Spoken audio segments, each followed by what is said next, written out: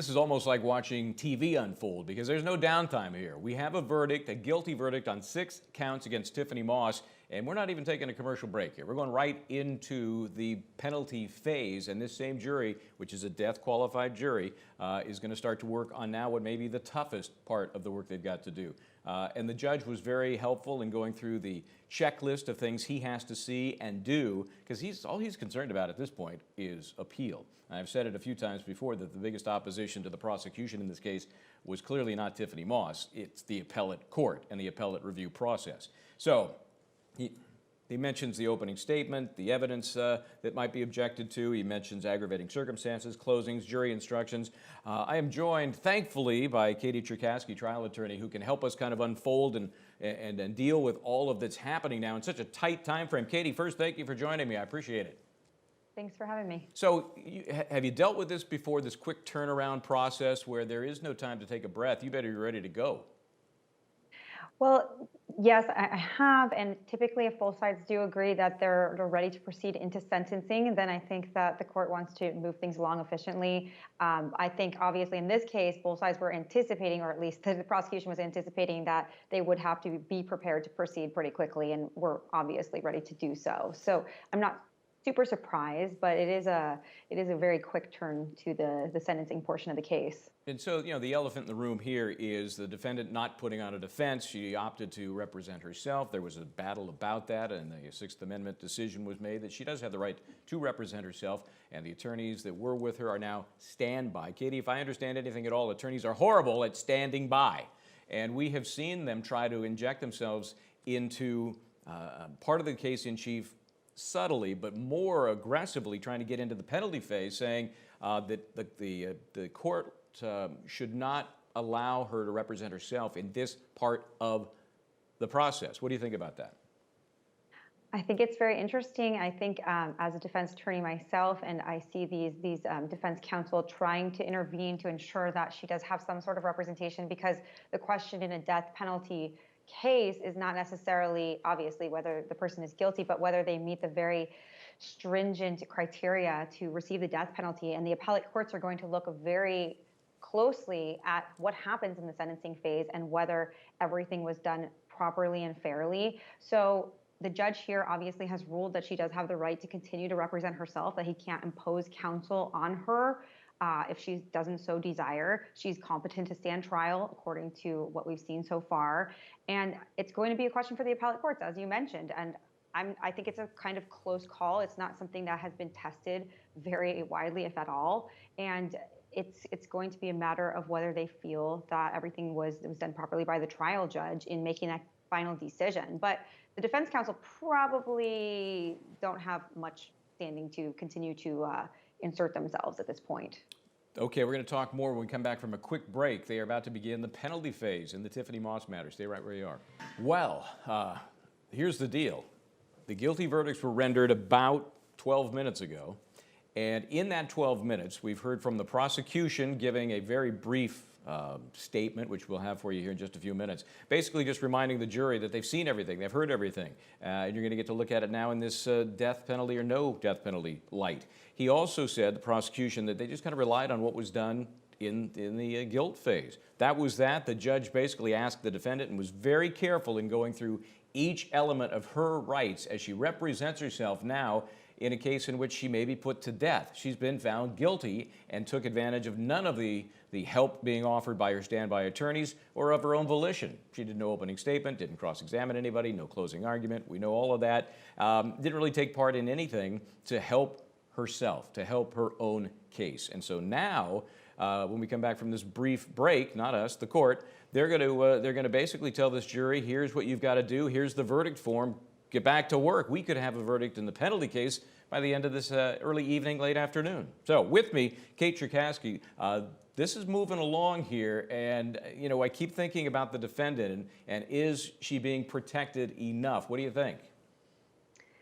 Well, it's very interesting because as we had previously discussed, the death penalty is going to be scrutinized very closely on appeal.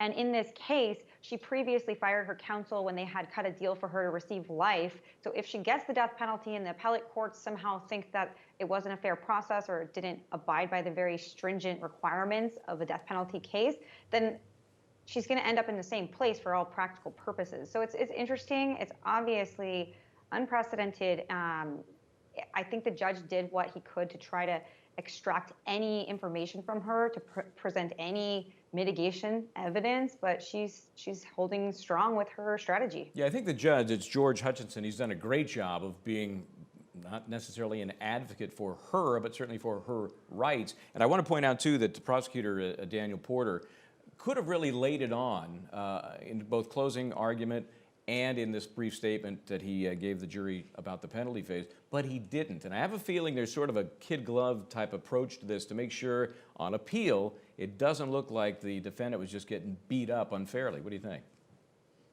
I think that's very much the strategy of the prosecution. I think they're also relying on the fact that the facts are as egregious as they are. They don't need to hammer it any more than what is shown by the evidence in a lot of ways. And if you want this death penalty, assuming she receives that, to withstand scrutiny, then you're going to have to be very careful. So I absolutely agree with that.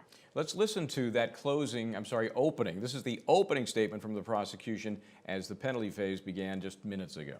That is Danny Porter, the prosecutor. He's very good. He's done this once or twice before. I think he's in his 30th year. So he's very comfortable. He's very matter of fact. And he goes out of his way, I think, not to say put her to death penalty. He says find the justice and the verdict this deserves. Katie Cherkasky, are you getting that same vibe from him that it's, he doesn't want to reinforce to this jury the death that he's asking them to sentence this defendant to, but he wants them to know how serious this is all?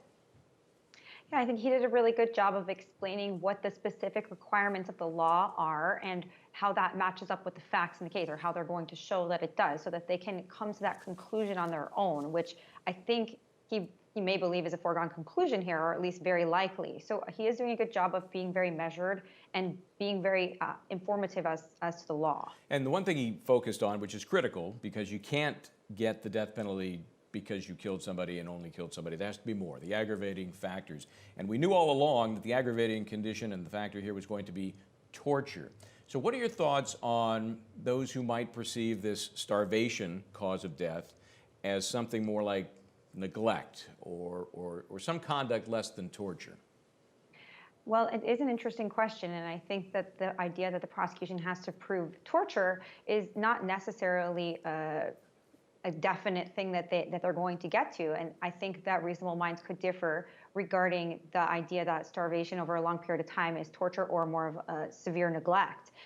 It's going to come down to the prosecution being able to show that obviously this was an intentional course of conduct, that Moss was aware of the impacts on the trial throughout this period of time, and physically and otherwise, and show that any reasonable person, if not Moss, would have known that this person was severely suffering because of their conduct, not merely neglectful. It was actually intentional torture. So I think they can get there, but it's not automatic by any means. Yeah, and I think the key ingredient is going to be the fact that there were two other children in the home, and they seem to be cared for properly and appropriately, but not the third child. I mean, it just makes it look like there was an intent there that is far beyond neglect. Hey, Katie, stay with me here. What we're going to listen to now is the judge taking really painstaking effort to talk to the defendant to make sure she understood her rights as someone representing herself in this very critical part of the process. Here the judge is asking the defendant not only if the attorneys for her as standby attorneys, again,